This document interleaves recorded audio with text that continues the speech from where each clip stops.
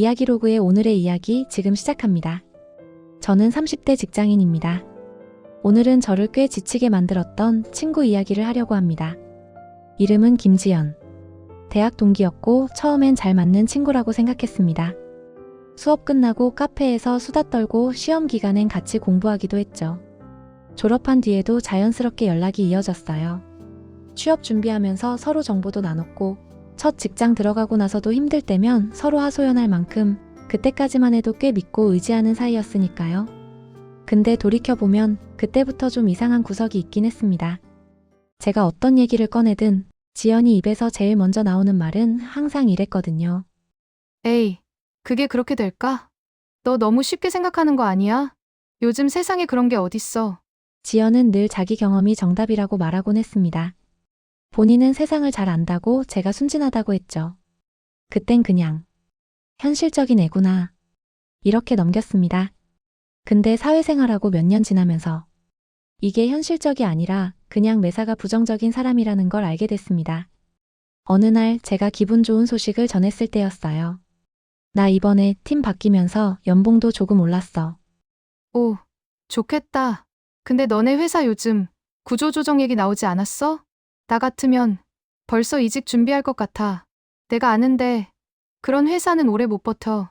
지연이는 언제나 자기 정보가 더 정확하다는 듯한 태도를 보였습니다. 제가 모르는 걸 자기는 다 알고 있다는 느낌이었죠. 또 다른 날 제가 신나서 말했죠. 팀장님이 나 프레젠테이션 잘했다고 칭찬했어. 그러자 돌아온 말은 그거 부담 주는 거일 수도 있어. 잘한다고 하면서 나중에 더 부려먹으려고 그럴 수도 있거든. 회사는 원래 다 그렇게 굴러가는 거라고 세상 물정 모르는 저를 깨우쳐준다는 식이었죠. 집 계약했을 때도 그랬습니다. 몇 달 발품 팔아서 겨우 마음에 드는 집을 계약했는데 요즘 그 동네 치안 안 좋다는 말 있던데 너는 왜 항상 그런 걸 대충 보고 넘어가? 지연은 본인이 아는 정보가 절대 틀릴 리 없다는 듯 말했습니다. 제가 아무리 조사했다 해도 결국 자기가 맞다는 게 결론이었죠. 저는 그 말을 듣고 바로 말했습니다. 나 이 집 진짜 오래 고민하고 결정한 거야. 그러니까 미리 말해주는 거잖아. 나중에 후회하지 말라고. 너는 맨날 좋은 것만 보려고 해서 문제야. 그 말을 듣는데 속에서 뭔가 딱 걸렸습니다. 야, 너는 내가 뭘 하든 한 번쯤은 그냥 잘했다라고 말해줄 수는 없어? 지연이 웃으면서 말했어요. 그냥 잘했다만 해줬다가 나중에 문제 생기면 어떡하려고? 나는 너 생각해서 말해주는 거야. 그리고는 익숙한 말투로 덧붙였죠. 솔직히 말해서 너는 항상 너무 낙관적으로만 봐. 그래서 내가 아니면 이런 말 해주는 사람도 없을걸? 나라도 현실적인 얘기는 해야지. 그 순간 딱 알 수 있었습니다. 이 친구는 내가 원하는 말을 못해주는 게 문제가 아니라 자기가 보는 세상만이 정답이라고 믿고 내가 하는 선택은 늘 불안하고 부족하다고 생각하는 사람이구나. 즉, 애초에 내 판단 자체를 신뢰하지 않고 있었다는 거죠. 그날 집에 돌아와 조용히 생각해봤습니다. 지연이랑 지내면서 항상 나쁜 말만 들었던 건 아닙니다. 가끔은 제 이야기를 들어주거나 필요한 순간에 곁을 지켜준 적도 있었어요. 하지만 그런 순간보다 넌 원래 운이 없잖아. 너 그 성격에 그게 되겠어?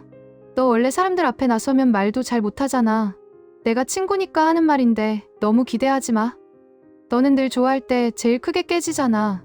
이번에도 그러면 어쩌려고 그래? 이런 말들이 훨씬 더 많이 쌓여 있었습니다. 결국 시간이 지나면서 좋았던 기억들은 흐릿해지고 지연의 말 한마디 한마디가 저를 조금씩 작게 만드는 느낌만 남았죠. 그래서인지 어느 순간부터는 좋은 일이 생겨도 입이 쉽게 안 떨어졌습니다. 이 얘기했다가 또 뭐라고 할까 하는 생각이 먼저 들었거든요. 회사에서 작은 칭찬을 들어도 새로운 걸 도전해보고 싶다는 마음이 생겨도 지연이의 부정적인 반응이 미리 예상이 되었죠. 그런데 지연이는 정작 본인이 힘들어지면 나 진짜 요즘 힘들다. 너 아니면 누구한테 말해. 라고 하며 몇 시간이고 자기 이야기만 끝없이 쏟아냈죠. 그런데 반대로 제가 힘들다고 하면 돌아오는 말은 늘 같았습니다. 그 정도가 뭐가 힘들어. 다들 그렇게 살아. 네가 세상을 아직 몰라서 그래. 그때 깨달았습니다. 지연이는 자기가 힘든 건 크게 느끼면서도 남이 힘든 건 잘 헤아리지 못하는 사람이었구나. 결국 지연이에게 저는 필요할 때 불러서 본인의 말만 들어주길 원하는 존재였지 서로 의지하며 편하게 지낼 수 있는 친구는 아니었던 것 같았습니다. 며칠 뒤 지연에게서 연락이 왔습니다. 이번 주에 시간 있어. 스트레스 쌓여 죽겠다. 수다 좀 떨. 예전 같았으면 바로 무슨 일 있어? 하고 약속을 잡았을 텐데 그날은 손가락이 쉽게 움직이지 않았습니다. 그래서 그냥 솔직하게 썼습니다. 나 요즘 회사 일도 많고 이사 준비도 해서 당분간은 약속 잡기 좀 어려울 것 같아.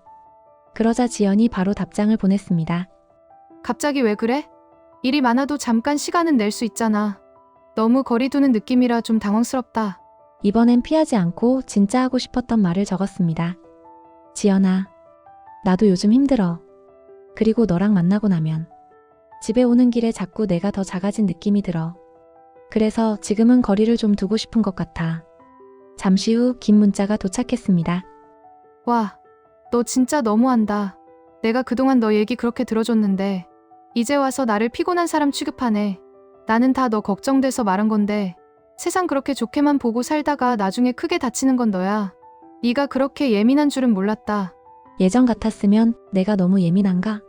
하고 먼저 의심했을 텐데 그날은 이상하게도 마음이 덜 흔들렸습니다. 그래서 마지막으로 짧게 답했습니다. 그래, 네 말대로 내가 예민한 걸 수도 있지.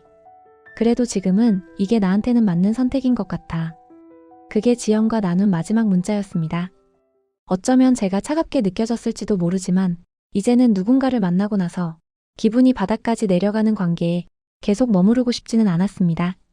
이사를 하고 새 직장 동료들과 조금씩 가까워지고 다른 친구들과도 가끔 안부를 나누면서 지내다 보니 어느 날 이런 생각이 들었습니다.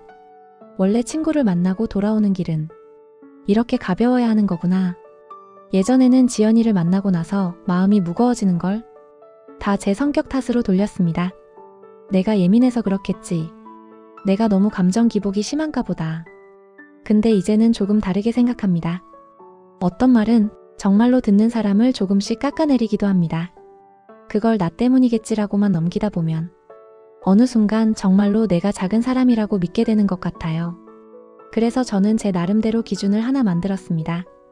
누군가를 만나고 돌아오는 길에 마음이 조금은 편안해지고 아, 그래도 내 얘기 잘 들어주는 사람이구나 싶은 사람이라면 그 관계는 계속 가져가도 괜찮다고요. 반대로 만날 때마다 괜히 기죽고 내 결정이 전부 잘못된 것처럼 느껴지고 집에 돌아오는 길에 혼자 기분이 가라앉는 관계라면 그건 조금씩 거리를 둘 때가 된 사람이라고 생각하기로 했습니다. 그게 친구든 가족이든 누구든 간이요.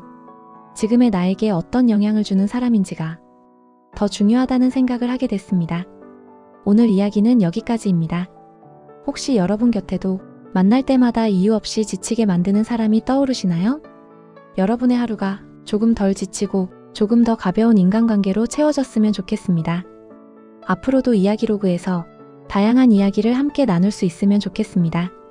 다음 이야기에서도 편하게 들러주세요. 괜찮으시다면 구독 눌러주시고 이야기로그와 함께 해주세요.